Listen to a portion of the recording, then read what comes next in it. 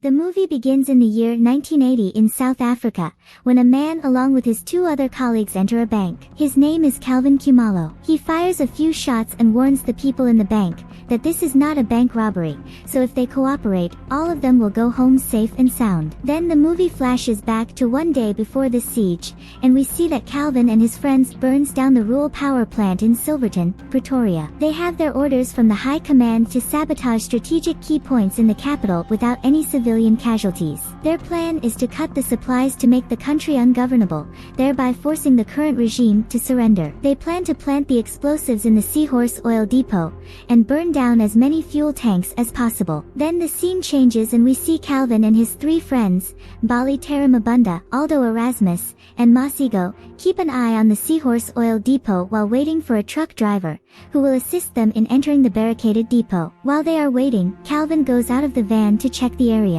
As he looks around, the two undercover police officers Captain Johan Langerman and his partner Showman are waiting for them. They hide themselves so that Calvin doesn't spot them. Calvin notices that an African woman is smoking in public, which is normally not possible. He comes back to the van and asks his colleagues to sit back in the car. Suddenly, they hear the radio sound from a distance, where a homeless man is sitting. They also see that the driver who was going to help them is not there. Calvin smells a conspiracy and asks his comrades to start the vehicle, and quickly leave the premises. Suddenly, Captain Johan Langerman and his partner Showman come out of their hiding and start following Calvin's van. They rush out of the area but enters the city center, where they are followed by a huge number of police officers. At one point they dodge police, but Captain Johan comes from another side and shot one of their tires. They hide their vehicles in a garage, where a police officer fires some shots on them. Unfortunately, their driver Masigo is shot and killed. The whole building is surrounded by police, while a helicopter is monitoring their moves from the above.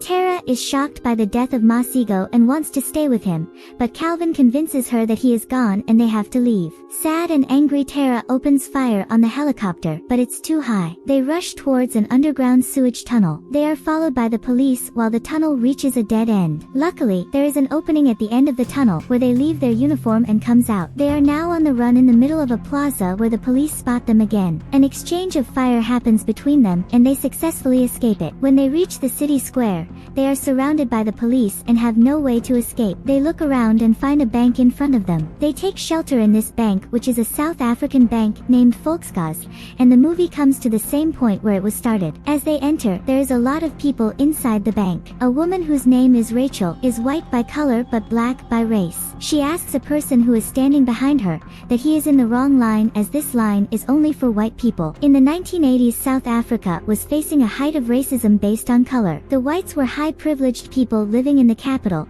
and occupying all the government key posts, while the blacks were mostly poor and living in rural suburbs of the country. The black people were not allowed to go to the white people areas without any special permit. This was called the Apartheid regime, which led to the uprising in the country and eventually ended the legalized racial segregation in 1990. At gunpoint, Calvin, Tara, and Aldo take hostages and gather them in the center of the main hall. Calvin asks the bank supervisor Christine about a way out, but she says that there is only one way out, and that is the front door. All the police force gathers in front of the bank and make posts on all sides of the building. Calvin wonders if someone has snitched about them and revealed their plan to Captain Langerman, which is why he was already waiting for them at the Seahorse oil depot. Captain Langerman announces their names on loudspeaker, asking them to come out peacefully with their hands above their heads, otherwise it would not be good for all of them. For a while Calvin thinks about the surrender, but Tara says that she lost a comrade because of him, and therefore they are not going to surrender. Captain Langerman calls on the telephone to negotiate the hostages' release. He also asks Calvin to come out and surrender, but Calvin says that their surrender is out of question. He tells Captain Langerman that they need a helicopter which will be provided by the government. The helicopter will take them to an undisclosed location,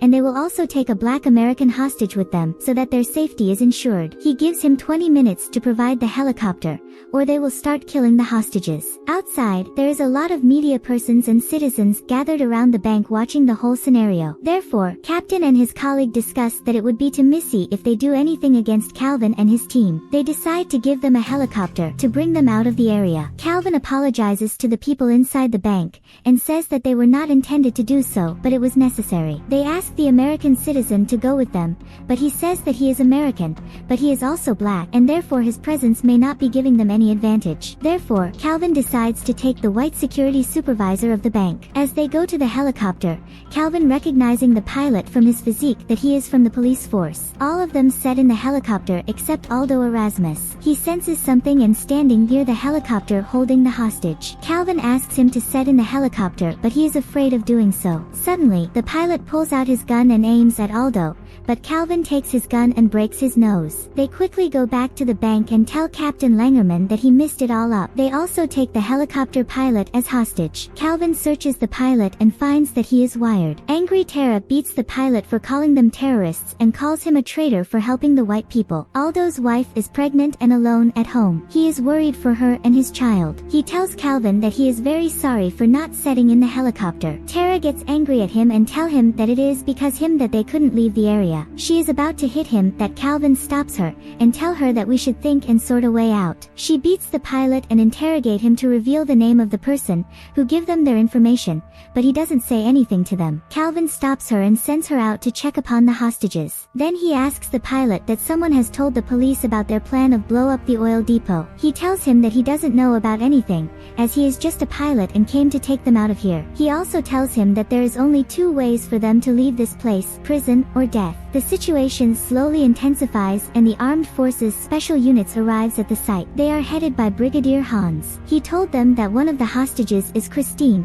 who is the daughter of the Minister for Justice. Therefore, they want to release the hostages at any cost as soon as possible. Inside the bank, Calvin asks the black American hostage that what he is carrying in his briefcase. He tells him that he has a lot of money and offers him some, but Calvin refuses to take his money. Further, he tells him that he is boxing promoter and makes a lot of money, therefore he needs to be released. He asks Calvin if he knew any of the famous boxer, but Calvin don't know anyone. He tells him about Nelson Mandela, that he is also a boxer. From the name of Nelson Mandela, Calvin gets an idea. He gathers his colleagues and tell them that as there is no way out, but if they have to sacrifice their lives, then why not make it worth the effort? He tells them that it probably be their last mission, as he is sure that they are not going to leave this place alive. So, why not make this mission worthy for a life that is far more important than theirs? He goes to the door and asks the captain that if they want to release the hostages, then they have to immediately release Nelson Mandela in full public view, otherwise this siege isn't going to end. As the government is applying delay tactics,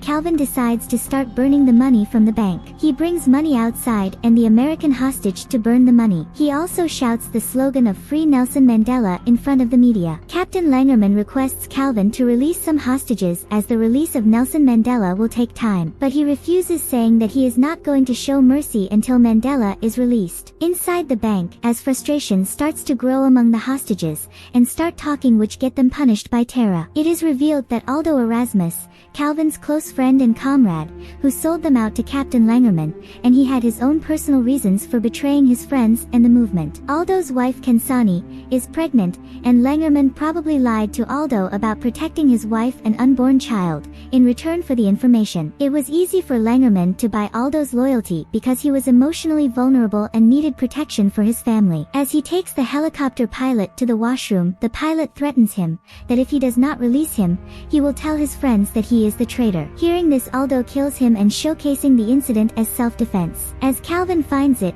he hides the body, as he says that they will storm the bank if they know that the pilot is killed. Calvin calls the captain and asks for food and water for the hostages. Captain demands the release of 4 hostages in exchange for food and water. Calvin says that he will release only 2 hostages, to which Captain says that okay, but one of them must be Christine. Calvin asks Christine to go, but she doesn't want to leave her staff alone. So, they release another one along with a pregnant woman from the hostages. The security supervisor of the bank wants to go to the toilet, where he tries to tie his shoelaces. He quietly pulls a revolver from the desk and take Aldo as hostage. It seems like a drama created by Aldo himself, so that they could end this siege. The supervisor knocks him on his head and starts shooting on Tara and Calvin. Tara gets injured as he is out of bullets. Calvin chains him to a pole. As they burn more money, Captain Langerman asks Calvin that why is he doing this. He says that they did not fulfill their promise, and that's why he will keep earning the money or this whole building. As he goes back inside the building, Captain Langerman's partner brings a letter, giving it to Calvin that it is the official pardon signed by the Prime Minister. But Calvin doesn't believe them, saying that it is just a piece of paper. He wants them to actually release Nelson Mandela. Langerman tells him that it will take a few hours to release him. Meanwhile, he needs to come inside and assess the hostages' condition, so that they quickly release Nelson Mandela. When Langerman enters the bank to take a look at the hostages, he finds that the pilot is missing. He asks Calvin that where is the pilot, but Tara ignores him and curiously asks him his name. Tara inquires whether his name is Langerman or not, and as soon as Langerman confirms his identity, Calvin asks Tara about how she knew the name of the captain, when he never told anybody on the team. At this moment, Tara revealed that she heard the name from Aldo, as soon as they entered the bank, which only points out one possibility, that it was Aldo who sold them out, and without wasting any moment, Tara shot Aldo and killed him on the spot. There is no face to tyranny, nor any color or flag attached to it. It is the men and their ideologies that promote hatred among men, and in this movie the Brigadier is the exact personification of that hatred. He is ready to go to any lengths to protect the dictatorial agenda of his government,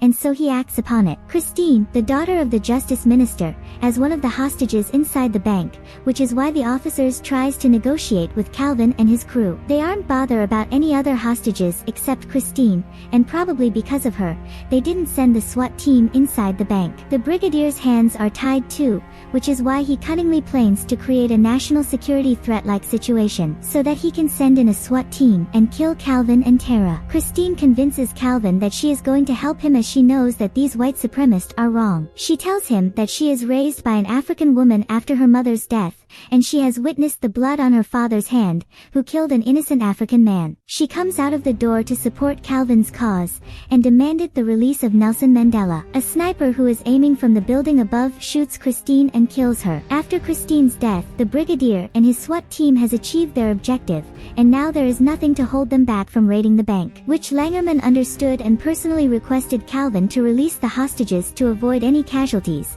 but before he could ask Calvin to surrender, Calvin cut off the call. Langerman believes that Calvin is a good man and indeed not a terrorist, but neither his government nor Brigadier would have been able to understand what Calvin is fighting for, and there is nothing Langerman could do to help him. Like Calvin, even Langerman understood the price of freedom in the end, which is everything. Calvin is ready to sacrifice his life for the movement so that generations to come would live in freedom, and wouldn't be discriminated against on the basis of their skin color. Even till the very end, Calvin followed his orders, which is to have no civilian casualties, and thus, when he could foresee his end coming near, he decides to release the hostages so that no one else would have to bear the weight of his decisions. When Calvin freed the hostages, the SWAT team stormed inside the bank, and began shooting at the two individuals whose fight for freedom shook the entire nation. They shot Calvin and Tara to death, but they weren't able to stop the movement that they were fighting for. In the epilogue it is shown that Calvin and Tara died that day, but their revolution lived on and sparked a national movement that finally became the Free Nelson Mandela campaign. Mandela was later released on February 11, 1990, and became the first black president of South Africa. And at this point the movie comes to an end. The movie gives us a lesson that the fight against injustice can always seem impossible until it's done. It emphasizes the immense value of freedom and portrays the struggles and sacrifices made by those fighting against racial inequalities. Also, it tells us the importance of communication, empathy, and seeking solutions through dialogue. Thanks for watching.